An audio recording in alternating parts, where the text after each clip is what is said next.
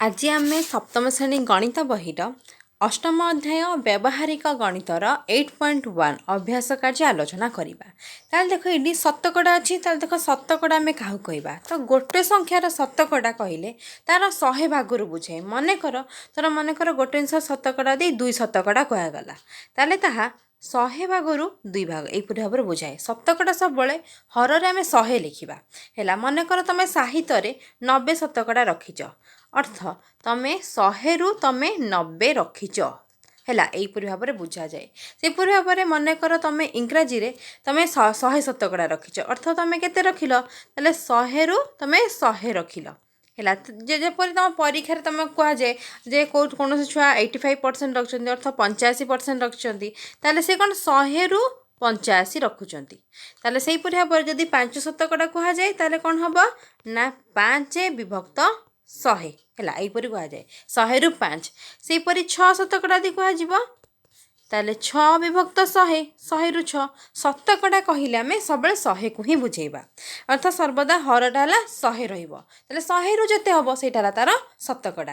मनकर तुम गोटे ड्रेस आने जाइच तो से ड्रेसटा मनकर दाम अच्छी 100 टଙ୍କା तुमको दोकानी कहला मुझे तुमको 10 शतकड़ा छाड़ देवी अर्थ से 100 टंकार तुमको से 10 शतकड़ा छाड़ देवे अर्थ 100 से तुमको 10 टଙ୍କା छाड़ देवे मैंने केते देले 100 रे 10 टଙ୍କା छाड़ 100 फेराण 10 समान 90 टଙ୍କା से तुमको मैंने 10 टଙ୍କା छाड़ देवे और तुम 90 टଙ୍କା देव ताले 10 शतकड़ा कहले 100 रु 10 है यहीपरि भाव बुझ जदि 8 शतकड़ा कहुए कौन हो 8 विभक्त 100 है 100 रु 8 यहीपरि भाव तुम लिख यहाँ शतकड़ा।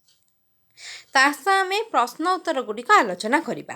तो प्रथम प्रश्नटी देला रहीम 200 डाक टिकेट से संग्रह करथिला आउ हासिना रहीम अपेक्षा 12 शतकड़ा अधिक डाक टिकेट संग्रह करथिला तेबे हासिना संग्रह करथिबा डाक टिकेट संख्या केते ताल देख उत्तर लिखिबो जे रहीम केतोटी संग्रह करथिला रहीम संग्रह करथिबा डाक टिकेट संख्या होची 200 तो हासिना रहीम अपेक्षा 12 शतकड़ा अधिक डाक टिकेट संग्रह करछि अर्थ से रहीम केते संग्रह करछि 200 हसीना हासिना 200 र 12 शतकड़ा अर्थ 12 विभक्त 100 से संग्रह करिछि है एमती लिखिपर 200 र 12 शतकड़ा से अधिक संग्रह करछि आम 200 र 12 शतकड़ा केते बाहर करनबा 200 र अर्थ गुणन गुणन चिन्ह देल 12 शतकड़ा अर्थ केते 12 विभक्त 100 100 रु से 12 हम ताले ये 100 रे 12 200 केते अधिक है आम से भाव हिसाब करवा 200 गुणन 12 विभक्त 100 ये दुईटी शून कटिगला 100 दूने 200 यहीपरि भाव भी लिखिपर है शून शून कटई पार कि ना 100 रे पूरा 200 कटेदेव 100 दूने 200 ताले 12 रे 2 गुणी दबा कारण ये 2 गुणन है ऊपर 2 अच्छी 12 अच्छी ताले अर्थ कौन 2 गुणन 12 केते 12 दूने 24 से अधिक संग्रह करिछि हैला हासिना रहीम ठारू से 24 अधिक संग्रह करछि ताले रहीम केतोटी संग्रह करछि 200 हासिना केतोटी संग्रह कला 24 ताले मिसिगला केते हो जिवो अधिक होला 24 ताले 200 मिसाण 24 हो जिवो 224 किए संग्रह कला हासिना हैला ताले लिखिबो हासिना संग्रह करथिबा डाक टिकेट संख्या केते हो जिवो 224 बुझीपार ना नहीं रहीम संग्रह करछि 200 हासिना रहीम ठारू 12 शतकड़ा अधिक संग्रह करछि अर्थ 200 र 12 शतकड़ा आम बाहर कले 24 से ताठारू अधिक संग्रह करछि ताले मोट केते संग्रह कला ताले 200 मिसाण 24 समान 224 हासिना संग्रह करथिबा डाक टिकेट संख्या होछि 224 बुझिए। तापर देख 2 नंबर प्रश्न देला मिथुन 150 नड़िया बिकिबाकू रखिथिला सेथिरु 20 शतकड़ा नष्ट हो गला अवशिष्ट नड़िया को से गोटा प्रति 5 टଙ୍କା हिसाब से बिक्री कला अर्थात गोटे नड़िया को से 5 टଙ୍କା बिक्री कला से जेते नड़िया थिला से नड़िया बिक्री से मोट केते टଙ୍କା पाइला ताले आम देखि नेबा 20 शतकड़ा 150 रो 20 शतकड़ा केते अर्थात केतोटी नष्ट हो जाइछि ताले आम देख मिथुन बिक्री करिया को रखिथिबा नड़िया संख्या केते 150 20 शतकड़ा से नष्ट हो जाइछि ताले 150 र 20 शतकड़ा केते एटा बाहर कर देबा ताले 150 र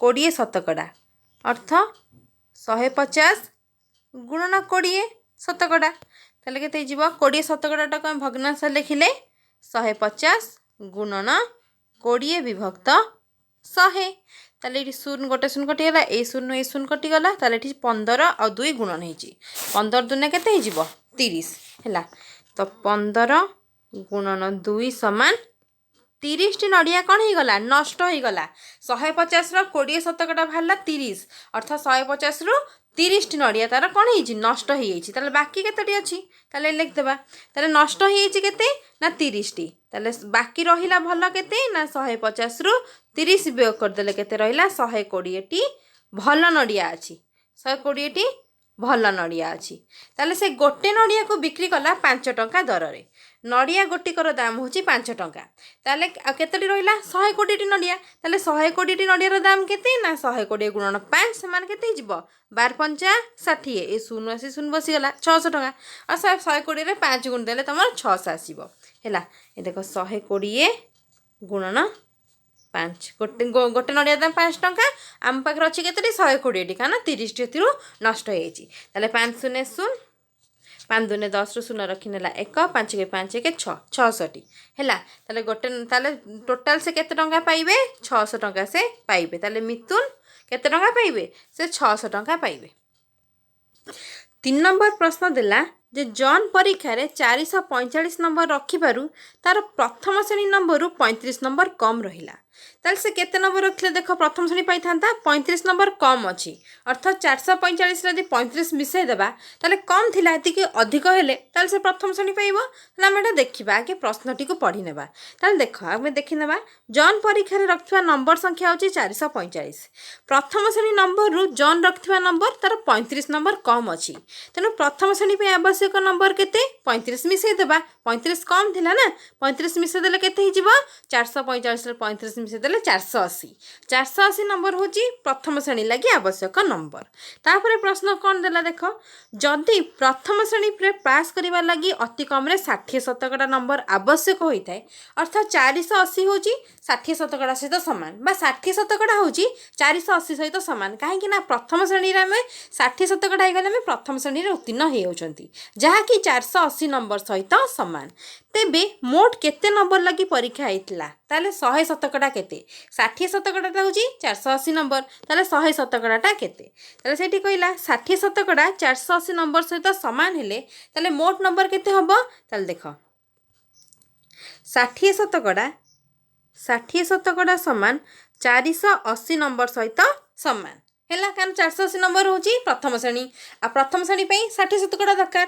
60 शतकड़ा जहा 480 नंबर सेया ताले 1 शतकड़ा केते हबो से हमको पचाची मोट नंबर अर्थात 100 शतकड़ा केते ताले हमको 1 बाहर करते पड़िबो तापर हमें 100 बाहर करबा हैला प्रथमे सानर बाहर कर देले तारे 100 रे बाहर कर देबा हैला ताले 1 अर्थ कम अछि ताले कोन हिजिबो हरण हिजिबो अर्थात 480 हरण 60 जेपरी कि मन कर धर धर 10 टी कलम रो दाम होची 20 टंका ताले गोटे कलम रो दाम तमे कोन कर 20 हरण 10 गोटा 2 टंका 10 दुने 20 ताले जदि कोई 5 टी कलम रो दाम तापर तमे कोन करिवो से 2 रे 5 गुण दबो 2 पंचा 10 सेही परि भाबरे आमे कोन करिबा आगे 1 शतकड़ा बाहर करबा तापर 100 शतकड़ा बाहर करबा ताले 60 शतकड़ा होची 480 नंबर 1 शतकड़ा हबो 480 विभक्त 60 ताले 100 शतकड़ा केते हिजिबो 100 शतकड़ा होची मोट नंबर ताले 480 विभक्त 60 गुणन 100 हैला ए शून्य को शून्य कटि गला 6 रे कटले 6 8 48 अर्थात 80 6 8 48 ए शून्य रहिला ताले 80 गुणन एठी 10 अछि हैला 80 ए लिख दोची 80 गुणन एठी 10 अछि ताले 80 दशा केते हिजिबो 800 ताले मोट नंबर केते आसिला 800 नंबर बुझिला ताले मोट नंबर देखो केते 800 नंबर ताले हम 60 शतकड़ा हला 480 ताले 1 शतकड़ा केते हबो कम हे जिवो अर्थात 480 हरण 60 ताले 100 शतकड़ा केते 480 हरण 60 गुणन 100 जा कि 800 नंबर बाहरिबो तापर देखो 4 नंबर प्रश्न है जड़े व्यक्ति मासिक दरमार 30 शतकड़ा कर सुझिले अवशिष्टर 50 शतकड़ा से संचय कले पाखरे बड़का 10,500 टंका घर खर्च पर रहा ताल मासिक दरमा केते देख मासिक दरमा केते हमें जना ना कि मन कर मासिक दरमा को आम 100 नेबा से 100 अर्थ मासिक दरमारू से 30% कर सुझिले ताले वर्तमान आम ने मनकर तर मोट दरमा हूँ 100%। 100% हेले से 30% अर्थ दरमार 30% से करज सुझिले पाखे केते रहिला 100% फेड़ाण 30% आउ केते रहिला 70%। ताल से अवशिष्टर जो बाकी रहिला अर्थ जो 70% ताहला अवशिष्ट ताल से 70% अर्थ अवशिष्ट 50% संचय करचंती 70 50% ताले 70 50% केते से संचय करचंती 70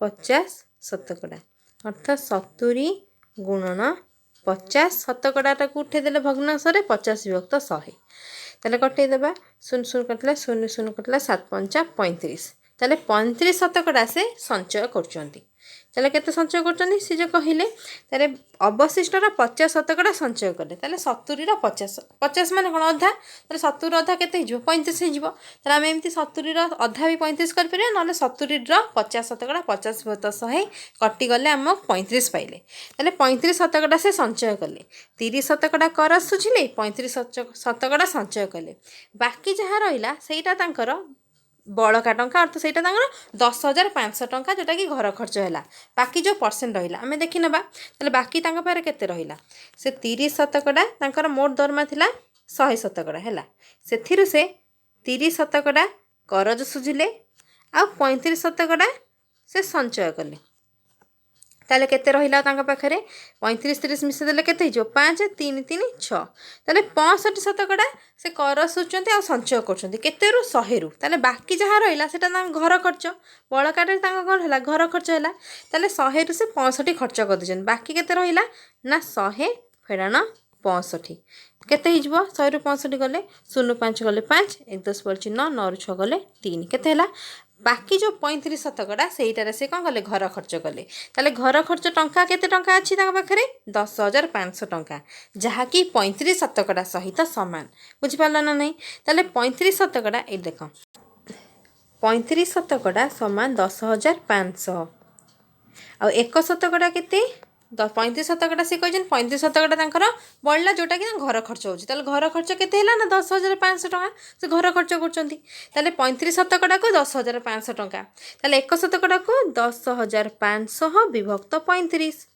ताले 100% को 10,500 विभक्त 35 गुणन 100 है कारण शतकड़ा से मोट दरमा के अर्थात मोट दरमा हूँ 100% 100% के ना 10,500 विभक्त 35 गुणन 100 बर्तमान आम काटा 5 के पणिकार 35 अच्छी 5 7 35 5 के पणिकार भी आम 100 कटिज 5 रे 100 कटिज 5 2 10 20 है पुणी 7 10,500 कटिज 7 के 7 3 35 7 5 35 1500 1500 20 गुणिले के 15 2 30 15 2 30 3 अर्थात 30,000 टंका तार दरमा केते दरमा हूँ 30,000 टंका अर्थात 100% हूँ 100% हूँ 30,000 टंका तार मोट दरमा केते दरमा हूँ 30,000 टंका एमती कर ये देख 30,000 टंका यहीपरी कर ना आउ गोटे उपाय भी कर देख जन व्यक्ति देख से जो 30% कर सुझिले दरमार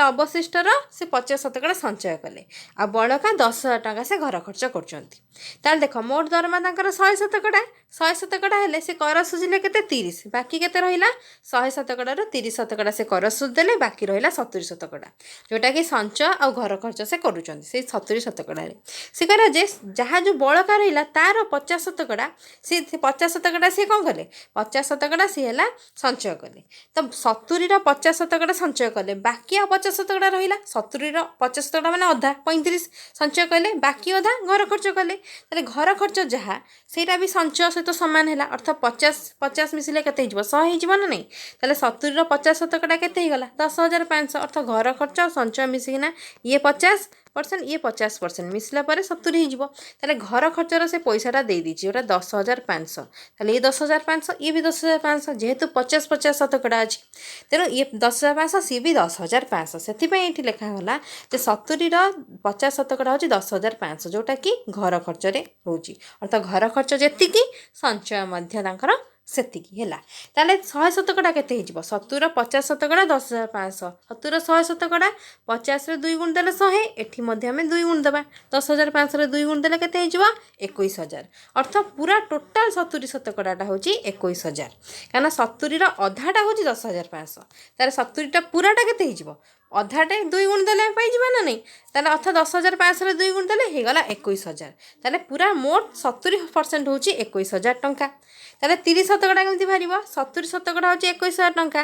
1 ଶତକଡ଼ା କେତେ? 21,000 ବିଭକ୍ତ 70। ତାହେଲେ 100 ଶତକଡ଼ା କେତେ? 21,000 ବିଭକ୍ତ 70 ଗୁଣନ 100, ଯେଉଁଟାକି ଏଇଟା କରାହେଇଛି ହେଲା।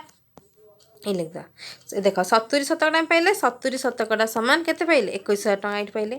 ତ ଦେଖ 70 ଶତକଡ଼ା ହେଉଛି 21,000 ଟଙ୍କା ସହିତ ସମାନ।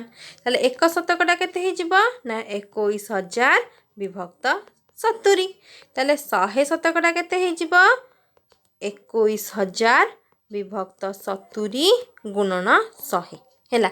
କଟିଯିବ, ଶୂନକୁ ଶୂନ କଟିଲେ 7 କାଟିଲେ 7 3 21, 3,000, 3,000 ଇଏ 10, 3,000 ଗୁଣନ 10 ଗୁଣନ ହେଇଯିବ ଏଇ ଦୁଇଟା।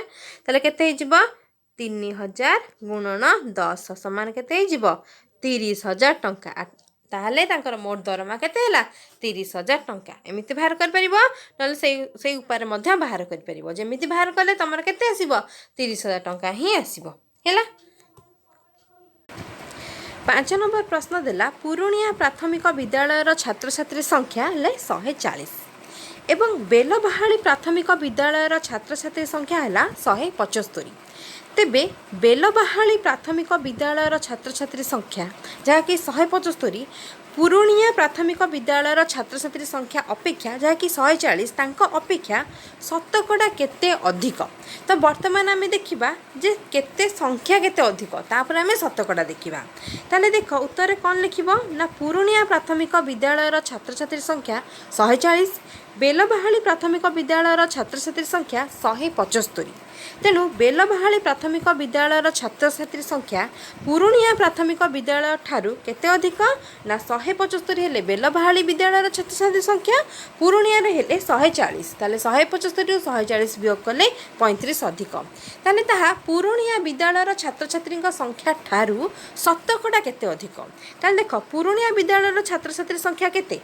140। ତାହା ବେଲବାହାଳି ଠାରୁ କେତେ ଅଧିକ? ତାହା ବେଲବାହାଳି ଠାରୁ କେତେ ଅଧିକ? ଆମେ ବାହାର କଲେ ଏଇନେ 35 ଅଧିକ। ତାହେଲେ ତା ଶତକଡ଼ା କେତେ ଅଧିକ? ତାହେଲେ ଆମେ କ'ଣ ଲେଖିବା? ପୁରୁଣିଆ ବିଦ୍ୟାଳୟ ଛାତ୍ରଛାତ୍ରୀ ସଂଖ୍ୟା 140, ତାହା ବେଲବାହାଳି ବିଦ୍ୟାଳୟ ଠାରୁ 35 ଅଧିକ। ତାହେଲେ ତା ଶତକଡ଼ା କେତେ ଅଧିକ? ଅର୍ଥ 140ରୁ 35 ଅଧିକ। ତାହେଲେ 35 ବିଭକ୍ତ 140। ତ ଯିଏ କମ୍ ସିଏ କ'ଣ ହେଲା? ତଳେ ରହିଲେ, ଅର୍ଥ ତାଙ୍କ ଠାରୁ ୟାଙ୍କ ଠାରୁ କେତେ ଅଧିକ? 35 ଅଧିକ। ସେଥିପାଇଁ ଇଏ କ'ଣ ହେଲେ? ତଳେ ରହିଲେ, ଅର୍ଥ ମୂଳ ସଂଖ୍ୟା ତଳେ ରହିଲେ 140ରୁ 35 ଅଧିକ, ସେଥିପାଇଁ 35 ଉପରେ ରହିଲେ। ତ ଶତକଡ଼ା କେତେ ଅଧିକ? ଗୁଣନ 100। ଶତକଡ଼ା କହିଲେ ଆମେ 100 ଗୁଣିବା, ତ ଗୁଣନ 100 ହେଲା। ତାହେଲେ ଏଠି କାଟିଦେବା ଆମେ ସଂଖ୍ୟା, ଶୂନକୁ ଶୂନ କାଟିଲା, 7ରେ କାଟିଲେ 7 ଦୁନେ 14, ଅର୍ଥ 7 ପଣିକାରେ 14 ଅଛି, 7 ଦୁନେ 14, 7ରେ 35 କଟିଯିବ, 7 ପଞ୍ଚା 35, ଆଉ ଏଠି ହେଲା 2 10ରେ କଟିବ, 2 ପଞ୍ଚା 10। ତାହେଲେ ଉପରେ କ'ଣ ଅଛି? 5 ଗୁଣନ 5 ଅଛି। ତାହେଲେ 5 ଗୁଣନ 5 କେତେ ହେଇଯିବ? 5 ପଞ୍ଚା 25, 25 ଶତକଡ଼ା ଅଧିକ ହେଲା। ତାହେଲେ ପୁରୁଣିଆ ପ୍ରାଥମିକ ବିଦ୍ୟାଳୟ ଠାରୁ ବେଲବାହାଳି ପ୍ରାଥମିକ ବିଦ୍ୟାଳୟ କେତେ ଅଧିକ? 25 ଶତକଡ଼ା ଅଧିକ। ତ ପୁରୁଣିଆରେ କେତେ? 140 ଠାରୁ ବେଲବାହାଳି ବିଦ୍ୟାଳୟ ଛାତ୍ରଛାତ୍ରୀ ସଂଖ୍ୟା କେତେ ଅଧିକ? 35 ଉପରେ ଲେଖାଗଲା। ତ ପୁରୁଣିଆ ବିଦ୍ୟାଳୟର ଛାତ୍ରଛାତ୍ରୀ ତଳେ ରହିଲା, କାରଣ ସେ ପଚାରିଛି, ପ୍ରଶ୍ନ ଅନୁସାରେ ତୁମେ କରିବ। ପୁରୁଣିଆ ବିଦ୍ୟାଳୟର ଛାତ୍ରଛାତ୍ରୀ ସଂଖ୍ୟା 140 ଠାରୁ ବେଲବାହାଳି ବିଦ୍ୟାଳୟର ଛାତ୍ରଛାତ୍ରୀ ସଂଖ୍ୟା 35 ଅଧିକ। ତେଣୁ ଶତକଡ଼ା କେତେ ଅଧିକ? ଏଇଠି ଉପରେ ଲେଖିଦେବ, ଏଇଠି ଶତକଡ଼ା କେତେ ଅଧିକ। ତାହେଲେ ଶତକଡ଼ା କେତେ ଅଧିକ? କେତେ ଅଧିକ? ତାହେଲେ ଗୁଣନ 100 ହେଲା। ତ 100 ହେଲେ ଏଇଟା କଟିଗଲା, ଶୂନକୁ ଶୂନ କଟିଗଲା, 7ରେ କଟିଲା 7 ଦୁନେ 14, 7 ପଞ୍ଚା 35, 2ରେ କଟିଲା 2 ପଞ୍ଚା 10, 5ରେ 5 ଗୁଣନ ହେଇଗଲା, 5 ପଞ୍ଚା 25 ଶତକଡ଼ା। ଗୋଟେ ଉପାୟରେ ମଧ୍ୟ କରିହେବ, ଅର୍ଥ ଏମିତି କରିହେବ। ଦେଖ ଯେତେବେଳେ ପୁରୁଣିଆ ବିଦ୍ୟାଳୟର ଛାତ୍ରଛାତ୍ରୀ ସଂଖ୍ୟା 140 ସେତେବେଳେ ବେଲବାହାଳି ବିଦ୍ୟାଳୟର ଛାତ୍ରଛାତ୍ରୀ ସଂଖ୍ୟା 35 ଅଧିକ। ପୁରୁଣିଆ ବିଦ୍ୟାଳୟ ଛାତ୍ରଛାତ୍ରୀ ସଂଖ୍ୟା 1 ହେଲେ ବେଲବାହାଳି ବିଦ୍ୟାଳୟ ଛାତ୍ରଛାତ୍ରୀ ସଂଖ୍ୟା ହେବେ 35 ବିଭକ୍ତ 140। ଯେତେବେଳେ ପୁରୁଣିଆ ବିଦ୍ୟାଳୟର ଛାତ୍ରଛାତ୍ରୀ ସଂଖ୍ୟା 100 ହେବେ ସେତେବେଳେ ବେଲଭାଳି ବିଦ୍ୟାଳୟର ଛାତ୍ରଛାତ୍ରୀ ସଂଖ୍ୟା କେତେ ଅଧିକ ହେବେ ଗୁଣନ 100 ହେଲା 100ରେ କେତେ ଅଧିକ ଶୂନକୁ ଶୂନ କଟିଗଲେ 7ରେ କାଟିଲେ 7 ଦୁନେ 14 7 ପଞ୍ଚା 35 2ରେ କାଟିଲେ 2 ପଞ୍ଚା 10 5ରେ 5 ଗୁଣିଲେ 25 ଶତକଡ଼ା ଅଧିକ। ତ ଏହିପରି ଭାବରେ ତୁମେ କରିପାରିବ ସେମିତି ବି କରିପାରିବ ନହେଲେ 1ରେ ଆଣିକି ତାପରେ 100ରେ ଗୁଣିକି ମଧ୍ୟ କରିପାରିବ। 6 ନମ୍ବର ପ୍ରଶ୍ନ ଦେଲା ଯେ ଖଲିଲ ବାବୁଙ୍କ ବଗିଚାରେ 60ଟି ନଡ଼ିଆ ଗଛ ଅଛି ଏବଂ ଜୟନ୍ତ ବାବୁଙ୍କ ବାଡ଼ିରେ 75ଟି ନଡ଼ିଆ ଗଛ ଅଛି। ତାହେଲେ କ ପ୍ରଶ୍ନରେ ଦେଲା ଯେ ଖଲିଲ ବାବୁଙ୍କ ନଡ଼ିଆ ଗଛ ସଂଖ୍ୟା ଜୟନ୍ତ ବାବୁଙ୍କ ନଡ଼ିଆ ଗଛ ସଂଖ୍ୟା ଅପେକ୍ଷା ଶତକଡ଼ା କେତେ କମ୍। ଆଗେ ଆମେ କମ୍ ବାହାର କରିନେବା ତାପରେ ଶତକଡ଼ା କମ୍ ବାହାର କରିବା। ଦେଖ ଖଲିଲ ବାବୁଙ୍କ ବଗିଚାରେ 60ଟି ନଡ଼ିଆ ଗଛ ଅଛି ଏବଂ ଜୟନ୍ତ ବାବୁଙ୍କ ବାଡ଼ିରେ 75ଟି ନଡ଼ିଆ ଗଛ ଅଛି।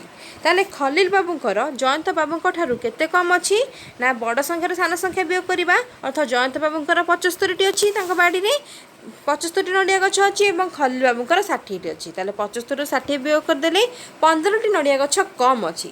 ତାହେଲେ ଦେଖ 75ରୁ 15ଟି କମ୍ ଅଛି ତାହେଲେ 100ରେ କେତେ ଆସିବ ତ ଏଇଟା ହେଲା ଶତକଡ଼ାର ସୂତ୍ର।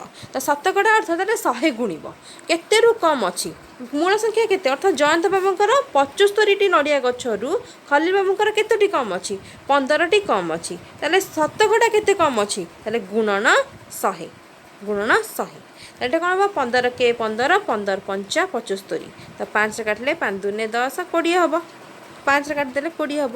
ତାହେଲେ 20 ଶତକଡ଼ା ତାଙ୍କର କମ୍ ଅଛି। এইপরি ভাবে করিপার ଏହା দুইটি উপায়ে କରିହେବ। ଆଉ ଗୋଟେ ଉପାୟ ମଧ୍ୟ ମୁଁ ତୁମକୁ କହିଦେଉଛି ଏଇଟା ଆଗେ ଦେଖିନିଅ। ତ ଅର୍ଥାତ୍ ସେ କ'ଣ କହିଲା ଯେତେବେଳେ ଜୟନ୍ତ ବାବୁଙ୍କର 75ଟି ନଡ଼ିଆ ଗଛ ସେତେବେଳେ ଖଲିଲ ବାବୁଙ୍କର କେତୋଟି କମ୍ ଅଛି 15ଟି କମ୍ ଅଛି। ତାହେଲେ ଖଲିଲ ବାବୁଙ୍କ ଉପରେ ରହିଲା 15ଟି କମ୍ ଅଛି ତଳେ କ'ଣ ରହିବ କେତେରୁ କମ୍ ଅଛି 75ରୁ କମ୍ ଅଛି 15। ତାହେଲେ ଯେଉଁ ଯାହାଠାରୁ କମ୍ ଥିବ ସେଇଟା ତଳେ ରହିବ ଯାହାଠାରୁ ଅଧିକ ଥିବ ତାହା ତଳେ ରହିବ ହେଲା। ଯାହାଠାରୁ ଅଧିକ ବି ଆମେ ୟା ପରେ କରିବା ଆଗେ ଦେଖ କମ୍ ତ ଯାହାଠାରୁ କମ୍ ଅର୍ଥ ସେ ଅଧିକ ନା ତ ଯାହାଠାରୁ କମ୍ ତାହେଲେ 75ରୁ କମ୍ କେତେ କମ୍ 15 କମ୍ ତାହେଲେ 15 ବିଭକ୍ତ 75 75 ତଳେ ରହିବ 75ରୁ 15 କମ୍ ତାହେଲେ ଶତକଡ଼ା କେତେ କମ୍ ଅର୍ଥ ଗୁଣନ 100 ତାହେଲେ 15 ବିଭକ୍ତ 75 ଗୁଣନ 100 ତାହେଲେ କଟିଯିବ 15 କେ 15 15 ପଞ୍ଚା 75 5ରେ କାଟିଲେ 20 ହେଇଯିବ 20 ପଞ୍ଚା 100 ତାହେଲେ 20 ଶତକଡ଼ା କମ୍ ଅଛି।